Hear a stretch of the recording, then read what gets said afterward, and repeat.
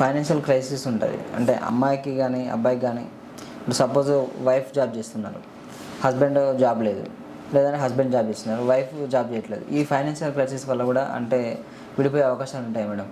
ఇలా విడిపోయే వాళ్ళు బోల్డ్ అంతమంది ఉన్నారు, చాలామంది.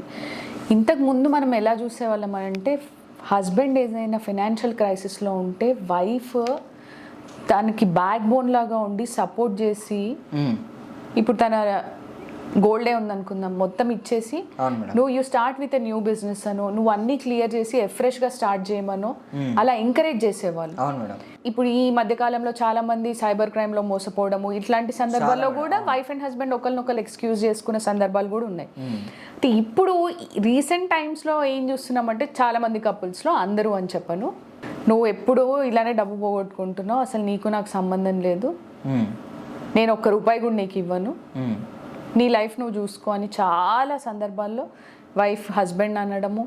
ఓకే, హస్బెండ్ ఏమో నువ్వు నాకు తెలియకుండా ఇన్ని ఫైనాన్షియల్ థింగ్స్ నడిపావు, నేను నిన్ను క్షమించాను, నేను నీ అప్పులు కట్టను, నేను నీకు ఎక్కడ లీగల్ హెయిర్ని అయిపోతానో, ఒకవేళ నువ్వు కట్టకపోతే నా దగ్గర వచ్చి అడుగుతారు అని ముందే విడాకులు తీసుకోవాలి అనుకునే వాళ్ళు చాలా మందిని చూసాం.